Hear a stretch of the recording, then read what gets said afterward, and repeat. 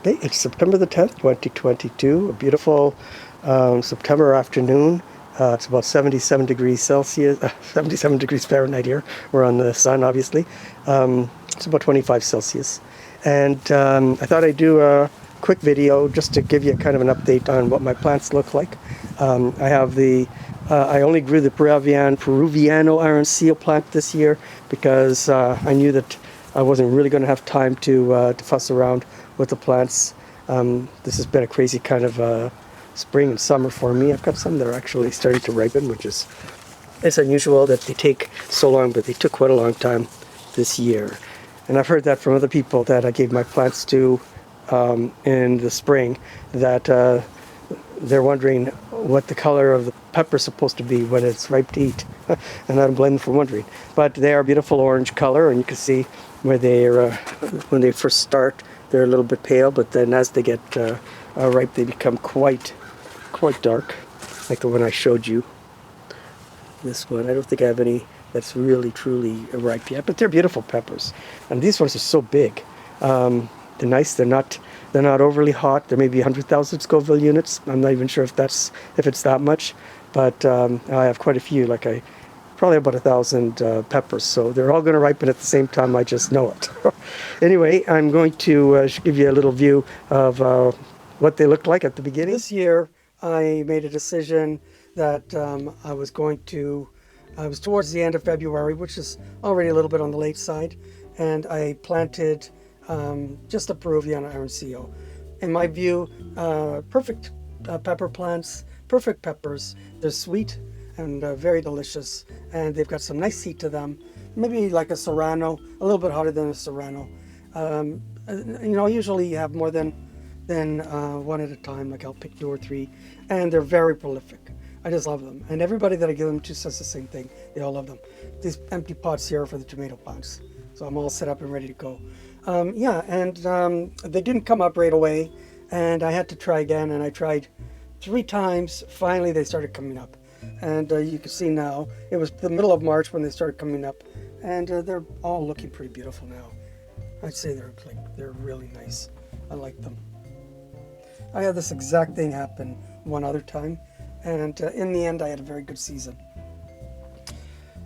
So anyway, they're all very nice, and I'm expecting them all to do very well. Some of them came up a little bit more recently because they continue to come up.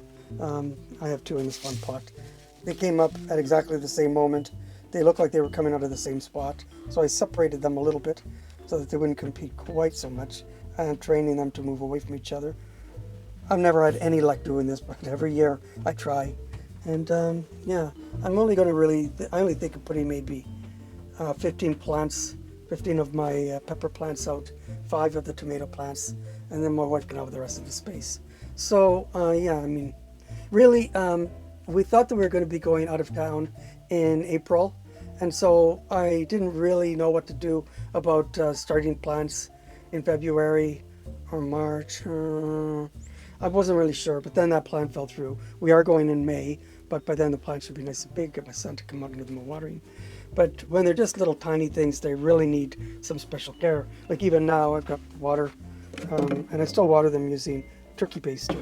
So that's really all that I want to say right now.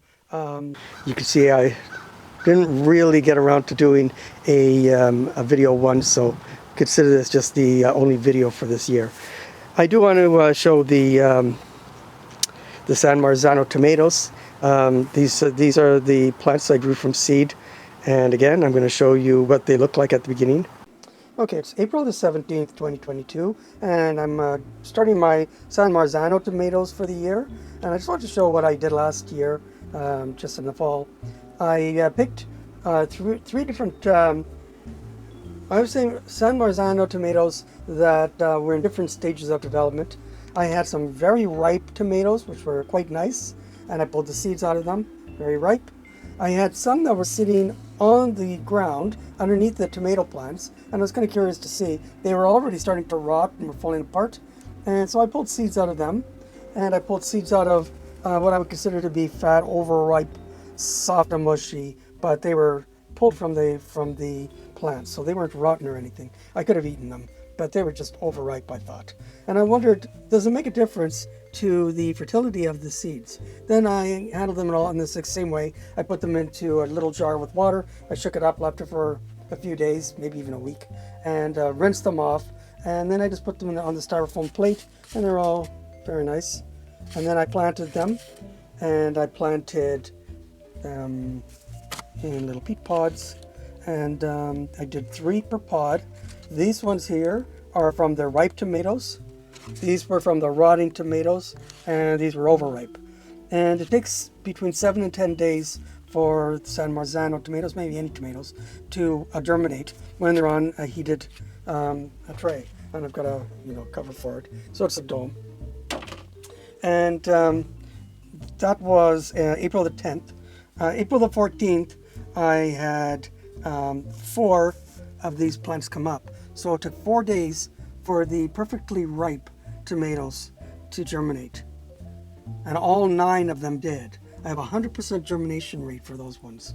It took quite a while before I got anything coming up for the other 2. The rotting tomatoes, I wouldn't say that they're looking very nice, really. I don't mean to offend them or anything, but I'm saying actually there's another one over here just starting out. I don't really need this many tomato plants. Actually, I'm going to use 5, but I wanted to give this a good shot because I didn't know what to expect. And this is quite nice. This one here is quite nice. I've got another little one there. Boop, boop, boop, boop, ba-doop. And then this one just came up today as well. So they come up so fast. Like here, this is the 17th. These came up, little tiny things like these, like this little one, this little one, on the 14th. And now look at them. Look at these guys. And I'm planning on putting them in 6-inch pots.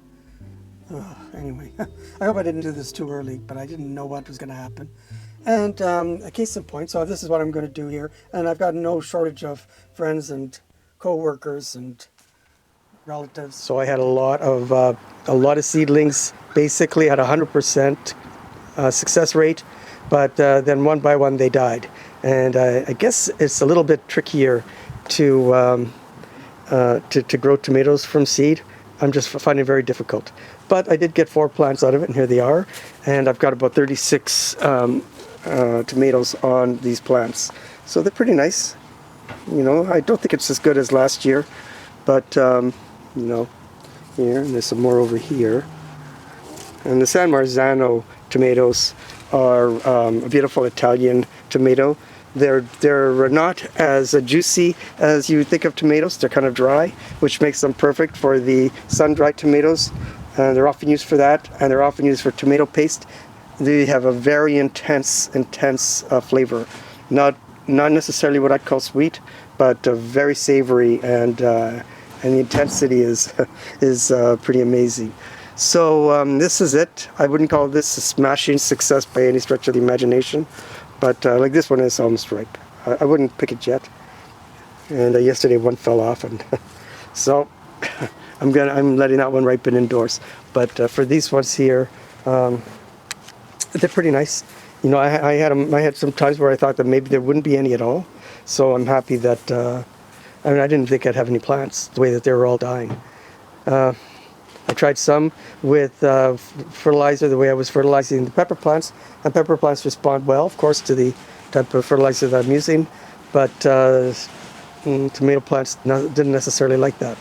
And then I tried some without any fertilizer. It didn't seem to matter. So anyway, just blah blah about how bad I am at growing the tomatoes, and we'll see what happens when I try again in 2023. So I think that's going to be it. Thanks for watching. Appreciate it very much. And subscribe if you like my videos. Oh yeah, I was just reminded that there is something that I want to point out here. Oh, there's another thing I'm going to point out. Sorry, I do have a naga plant here, and this was actually given to me as a little tiny plant. And these peppers are pretty darn nice, I would say. They're ripe. I've got to start picking them. Beautiful, beautiful. So hot too. So hot, like about 1 million, maybe 1.2 million Scoville units. And these are the grape tomatoes, cherry tomatoes, we've got a nice little assortment. But the main reason why I'm showing you this is because we have a wasp nest which is developed behind the tomato plants, making it an exciting adventure every time I go to pick a tomato. And or water the plants is another thing. The wasps don't necessarily know what I'm doing, and they're very suspicious of me. And I don't want to get them upset. You know, they're very short-tempered.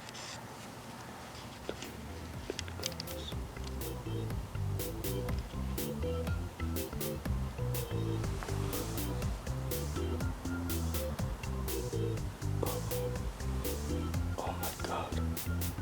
Oh yes, there still are wasps in there.